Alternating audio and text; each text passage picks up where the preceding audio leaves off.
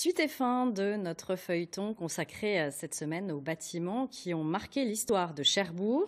Zoom ce soir sur des maisons en pierre de schiste et aux motifs en céramique, rue du Docteur Carré. C'est en fait la première cité-jardin de Cherbourg où vivaient des familles d'ouvriers dès 1924. Pauline Comte et Marie Saint-Jour.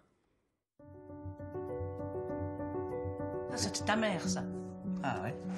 Ta mère ici. Ah oui, d'accord. Il y avait des rosiers, tu te rappelles, Ouais, devant. ouais. Là, c'est ma mère Ouais, ok. qui arrose ses fleurs sur le balcon, là. Patricia Caillot et Pierre Lemaire sont cousins. Ils ont toujours connu cette maison rue du Docteur Carré, là où vivaient leurs grands-parents dès les années 20. La maisonnette s'est transmise de génération en génération.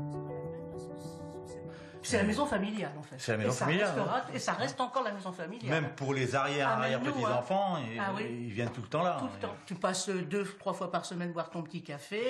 J'ai une de mes tantes qui descend, j'ai mes nièces qui viennent. Non, c'est vraiment le point de ralliement de la famille. Et là, c'est Jacques dans le jardin. Dans les pommes de terre, oui. Dans les pommes de terre. C'était ce qui les nourrissait, oui, bien sûr, parce que bon, il n'y avait pas tellement de moyens à l'époque. Et puis nourrir une famille de 11 enfants, ils n'ont pas été tout le temps 11, mais... Oui, mais... Dans la rue, pratiquement tout le monde à l'époque, faisait son jardin. Tirer profit du potager, c'est le concept de cette cité-jardin construite en 1924. Chaque habitation est donc dotée d'une grande étendue pour cultiver des fruits et des légumes. La rue du Docteur Carré loge les familles des ouvriers de l'Arsenal et des usines aux alentours. Les maisons sont jumelles, mais les façades sont très singulières. En 1924, lorsqu'elles sont construites, les matériaux qui sont utilisés sont à la fois des matériaux locaux et des matériaux qui font écho en fait à la manière avec laquelle on construit à cette époque-là. Donc on retrouve du béton, les premiers bétons, on retrouve du schiste bien évidemment parce que c'est le matériau un petit peu officiel du Cotentin. On retrouve des enduits et de la céramique. Chacun des frontons des maisons à 2 niveaux en fait comporte des motifs en céramique. C'est très intéressant. Chacune des maisons a son propre motif de céramique. C'est aussi la possibilité de dire, moi j'ai la maison avec les ovales, ou moi j'ai la maison avec les petites croix, et de reconnaître en fait le lieu dans lequel on habite. Entre les immeubles imposants, la rue résiste encore et toujours aux programmes immobiliers. Pour conserver ce quartier, un projet de réaménagement urbain est lancé par la municipalité.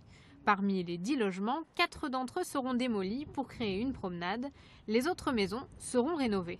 En fait, elles vont être restructurées de manière assez lourde, c'est-à-dire que toute la partie des murs en pierre de schiste va être préservée.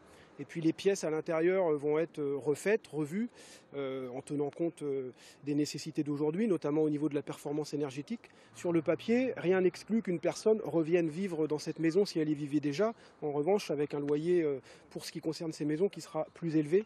Et donc ce qui leur sera proposé, ce seront des logements de même loyer, soit en cœur de quartier, soit à proximité de quartier. Et là, c'est toi et moi. Ah si, bien. Ah mais oui, moi je le fais. Eh, c'est vrai, mais oui, parce que ce sont les premiers petits-enfants, nous. Ah ouais. Ah bah je boudais, t'as vu.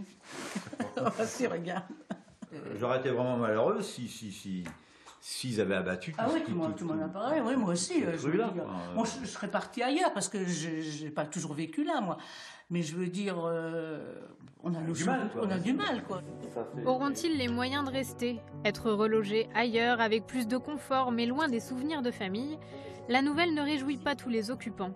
La cité du Docteur Carré demeure tout de même dans le paysage cherbourgeois comme témoin de l'identité populaire. Même avec des chiffres de l'épidémie de